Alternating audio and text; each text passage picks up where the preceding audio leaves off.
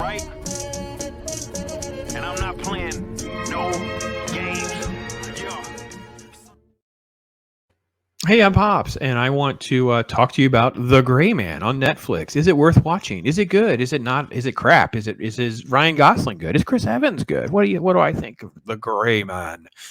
The Gray Man, indeed, The Gray Man. So, the Russo brothers of Marvel fame, they've done other films I think are great, but obviously I think Winter Soldier is among my favorite of the Marvel films, and they direct The Gray Man, based on a novel. It is definitely a spy, cat and mouse, chase, espionage type film.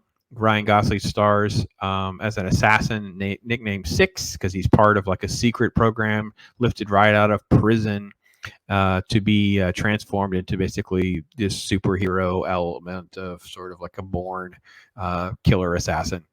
The government has basically changed leadership. They've changed directives, and now Six is someone they want to be brought in because his assignment is to kill number four, and bring back some sort of little disc or something like that. And that becomes the story is he's on the run with this disc. And Chris Evans is this mental case torturer character. That's his name is Lloyd. And there's two interchangeable females. Anna de Armas plays one. She's from Knives Out.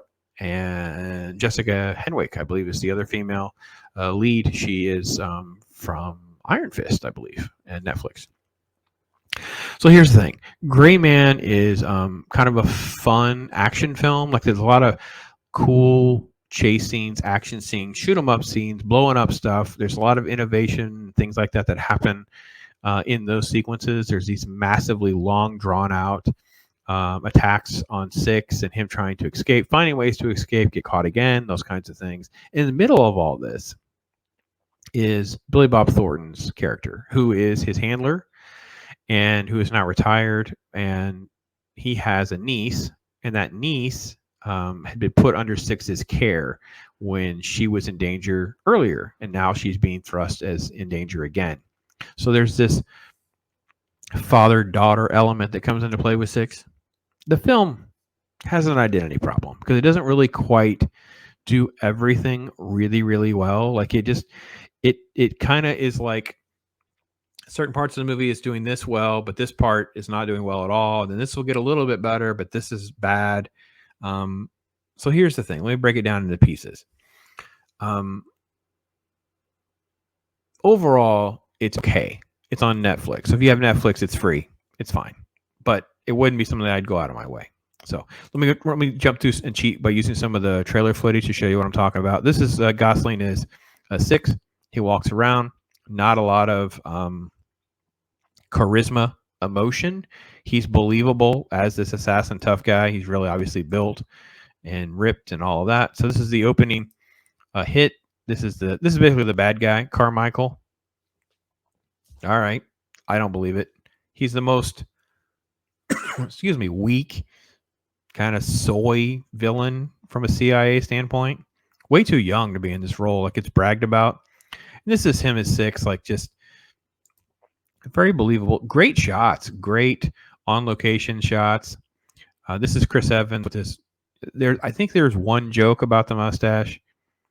Yeah, we'll get to the Chris Evans. These different locations and different scenes, they play up the Russo name. This was this incredible shootout that goes on forever, where he's handcuffed to this bench. So that goes on for a while. These different fight scenes are good from a helicopter, from inside a plane. These action sequences, chase sequences. It's a lot of that elements that worked pretty well in like Winter Soldier. This is the thing they're all after. This is the little MacGuffin. This little disc right here has all of Carmichael's dirty laundry on it. Some of the different scenes where they're coming. This is Lloyd and chase sequences. It's all, this trailer is cut all out of order. Nothing is spoiled per se.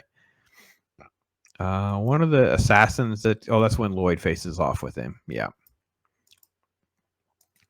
Explosion, lots of gunplay, lots of explosions, lots of stuff. It seems like it would be a better film than it turned out. It ends in like a hedge maze at the end. Little chase sequence. So here's the thing.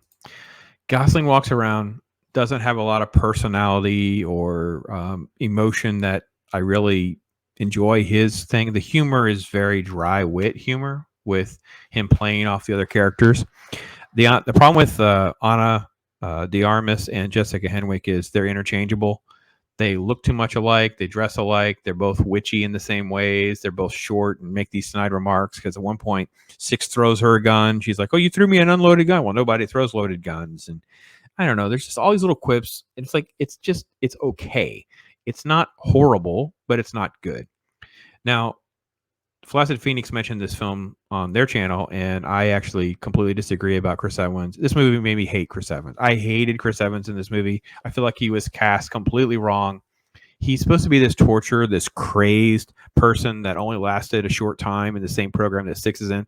So he's basically as talented or more than Six, but he's an arrogant nut job. He's cruel, likes torturing people. When we first meet his character, he has like jumper cables on this guy's face. So you're like, whoa, this guy is freaking crazy and unpredictable or whatever. And then every scene after that even remotely involves any type of interrogation or torture is a major letdown. Like, I'm going to get a pair of pliers and pull out your fingernails. I'm like, well, I haven't seen that a million times. And he never is maniacal. He's never over the top enough. And it's like, there's place for jokes. Like he gets shot in the butt, or it's ego jokes and all those kinds of things. It did not work for me, like, at all. I think that you could have figured out a different way to tweak that character a little bit to make it work better, and that would have made the whole film work better. The girl was fine. Billy Bob Thornton's fine. Carmichael's not believable. The Russos are just, I think they did fine with all these action sequences and all this shoot 'em up stuff, whatever. I don't quite think it moves the story along. I really have a hard time believing the police don't arrive. Like, they're mercenaries essentially shooting Six. So this massive shootout that happens in this town, I mean, they're destroying everything. The police they're just these mercenaries are just executing police and whatever. I mean, it was just really, I don't know. And the girl's like, "Cause he's just out of control," and just like, "Oh, you should just sit on him." And all of that was, I think, terrible and just a distraction. Like, the term, like, what's that term? The verisimilitude, like it being somewhat true or real to life. You're sucked right out of that. Like, no, can't get any of this. And then it's like, all for what? So some sort of little disc that he's misusing the agency for his own group or whatever. Like, Six could have easily just gone to the press. Like, we easily could have just come up with a solution to just focus on just get the girl, and the information's just going to leak. Because at the end of the day, he just gets away with it. So at the end of the day, the bad guy gets away with it because he's not even removed from office or anything like that, right?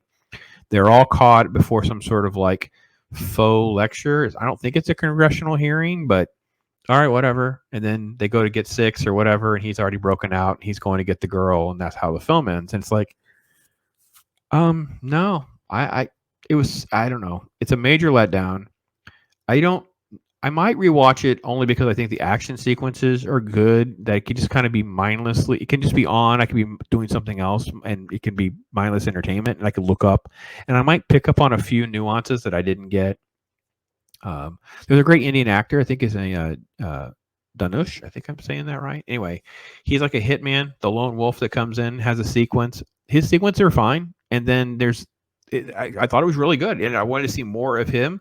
And then there's a scene where they talk about the girl. It's like, oh, you're going to kill a girl? And it's like, you can just see him like, I'm out. Even though there's this massive fight scene later on for no reason, because he's going to quit. So they're nearly killing each other. And then suddenly he just goes, okay, here's your thing. I'm out. That was dumb. It was terrible, dumb. So it's being likened to some of the other films that are like this. Red Notice is the one that came to my mind because it's like the big name actors like that. Ryan Reynolds and Rock are in, Dwayne Johnson are in that one. And it's like the casting didn't quite work. Some of the action and stuff just doesn't quite work. So it's kind of in the same vein. It's like in this middle of the road thing. It's like, yeah, if you have Netflix and want to sit through something that's mindless and, like action movies or whatever, and you'll hear a lot of praise from people who are really into it. Like, you have these Fast and the Furious fans who are like, oh yeah, this one too. They're going to like this more. Maybe the Bourne Identity type fans might like it more than they should. But at the end of the day, it doesn't hold a candle to the really good elements of those franchises. It's just like, yeah, it's okay. So that's my take on this. You might think I'm completely crazy and wrong. That's fine. Tell me what you think. Appreciate you hanging out with me, catching up on a few different things, and I appreciate your feedback on the channel. So let me send you out with a little bit of Bob Ross chill. Bob Ross, all I do is chill. My life is a thrill, for real, Bob Ross. I be too calm for the drama. You don't wanna cause a problem, I'll solve it, Bob Ross.